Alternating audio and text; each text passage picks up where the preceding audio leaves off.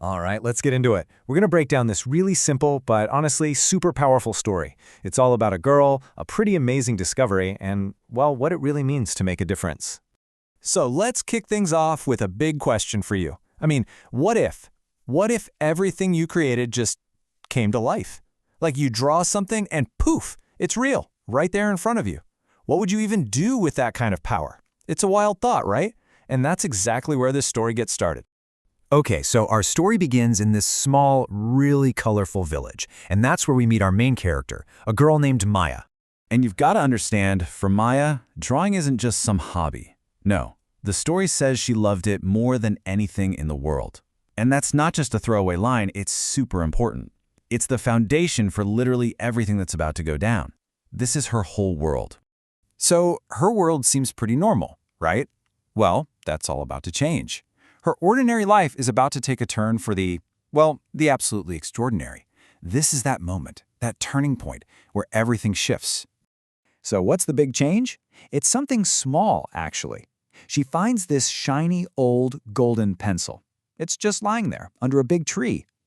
A totally normal place to find something that's, anything but normal. And that contrast is what makes what happens next so cool. So, of course, she takes it home. And what's the first thing she does? What Maya always does. She starts to draw. She sketches out this beautiful butterfly with her new pencil. And right here, this is the moment you just kind of hold your breath, waiting to see what happens. And boom, there it is. The story says the butterfly flapped its wings and flew out of the page. Can you even imagine? It's not just a drawing anymore, it's alive. Think about the shock, the pure awe she must have felt. The impossible just happened right there in her bedroom. Okay, so you'd have to wonder, right? Was that just a fluke? A one-time thing? She has to try it again. So she draws a cute puppy, and the story uses this great word. It just goes, pop, and the puppy is real. So, okay, the magic is real. She can do it again. And now she's got this incredible power in her hands. So what do you do when you get a superpower like this? Well, her first instinct is just to share the fun, She starts drawing toys for the other kids, candy for everyone, balloons that just float up into the air.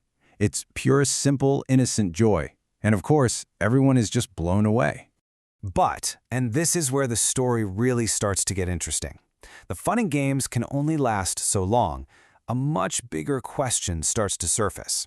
We're kind of shifting gears now, from just the wow factor of the magic to something deeper, its real purpose. And this is the exact moment that changes everything for her. One evening, she sees this boy just sitting all by himself. He doesn't have any food, and the story says he looked very sad. And suddenly, she's faced with a problem that a toy or a balloon just can't solve. This is a whole different kind of challenge. And the next line is so simple, but it's maybe the most important one in the whole story. Maya thought for a moment. See, this isn't her just whipping up another toy. This is her pausing. She's really thinking, processing what she's seeing, and maybe for the first time, considering what this gift of hers can really do. And that right there, that's the real heart of the story. The choice she's about to make isn't just about what to draw next. It's about why she's drawing at all. It's this classic dilemma, right? Fun versus kindness. What really matters more? And this is a great way to see the two paths in front of her. On one side, you've got magic for fun. All the toys, candy, balloons, they're great, but they don't last. But on the other side, magic for others. Things like a warm meal or even a small house. These things meet a real need. You can really see her starting to grow up right here. So, which path does she take? She chooses kindness. And the result? It's instant, and it's so much more powerful.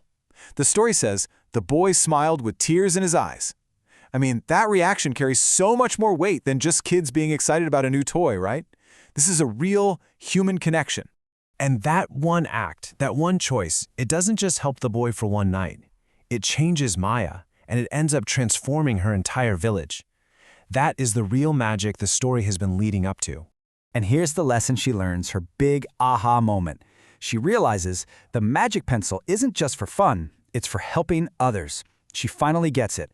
The true power isn't about making cool stuff for herself or her friends. Its real value, its incredible purpose is to help people. And just look at what happens once she has this realization. Her village doesn't just get a little happier. The story says it became the most joyful place in the world. It's a perfect example of that ripple effect, you know? How one act of kindness can just grow and change everything. So if we boil this whole story down, what's the big idea? Well, it gives us this really beautiful definition of true magic, and it has nothing to do with tricks or illusions. True magic is just using your gifts to help other people, taking whatever you're good at and putting it to work for someone else. That's it. That's the whole thing.